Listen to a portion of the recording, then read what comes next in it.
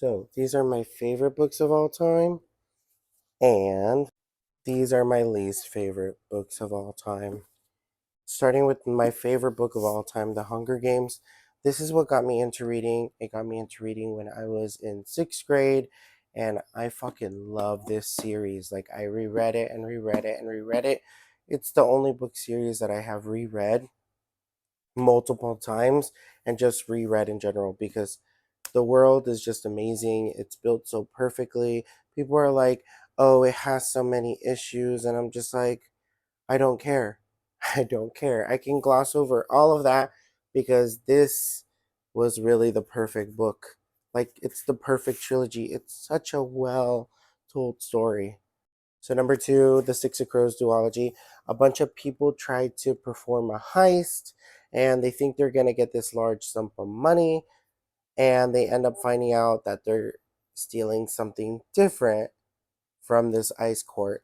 And it's a wild ride. The character development is there. It features LGBT characters, so I love that shit, and that shit is for me. It's such a good read. This one is just because of the author. Like, both of these are amazing. Aiden Thomas has such amazing world building. In this one, the Sunbear Trials, it's basically like the Hunger Games, but with demigods.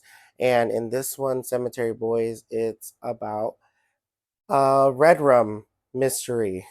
So the main character accidentally brings back a ghost that he wasn't supposed to bring back, and it's the wrong ghost. He was supposed to bring back a different ghost, and they have to figure out one red rum mystery, but they also have to figure out what happened to this ghost because this ghost doesn't remember what happened to him. And both of these feature a gay trans main character, and both of these have a love story in them. Both of them are gushy. Both of them have amazing world building. These were both 5 out of 5 stars for me because literally, like, you just read through these. Like, I rushed through both of these because they're so fucking good. The House on the Cerulean Sea. This is the first gay book that I read where nothing happens to the gay characters. Like, the gay characters aren't subjected to, like, they are subjected to discrimination, but that's because of a different thing.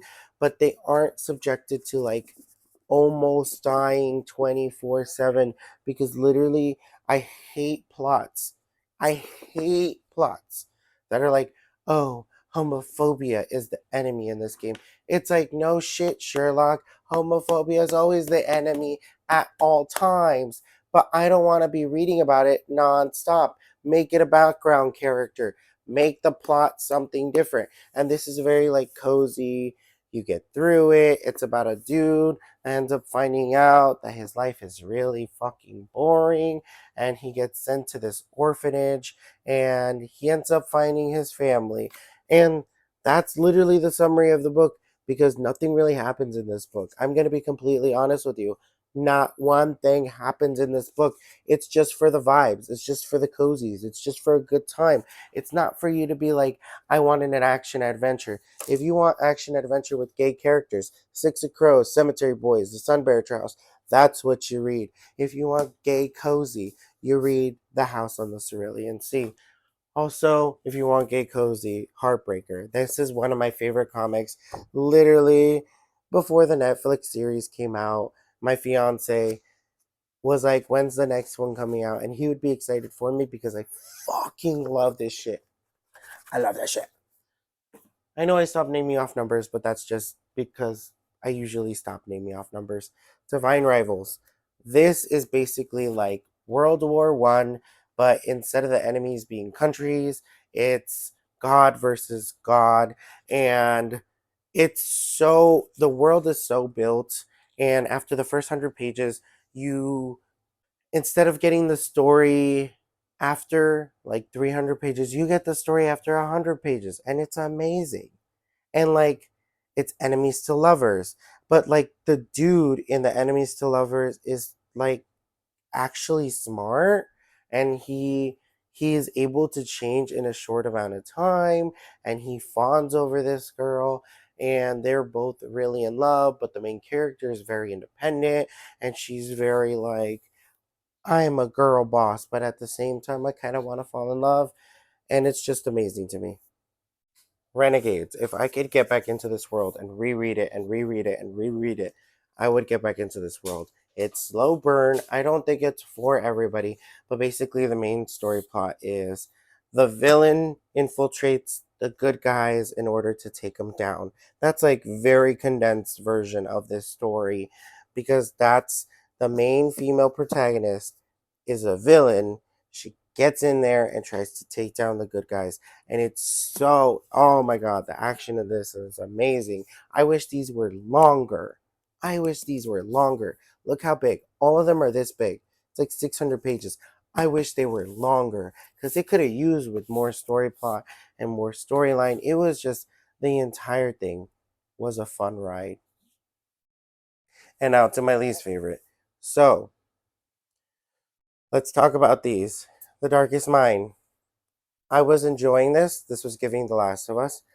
But I enjoyed the world building. I did not enjoy the main character. Same with this one, The Cruel Prince. I enjoyed the world building. I did not enjoy the main character. I would never finish these series. I have never really DNF'd books. I'll give books a second shot. I'll keep trying. I'll push through it. I don't really look at books like analytically, but when your female main character is just not it, when your main character is just not it, I just can't. I can't stand it.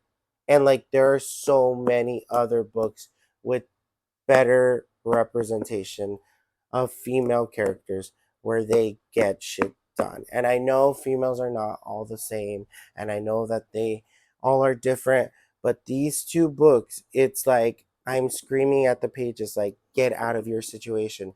Please don't be so stupid. And like I like books where I scream at the book because like some plot event happens, but when the main character is just fucking stupid, it's like, dude, what the hell?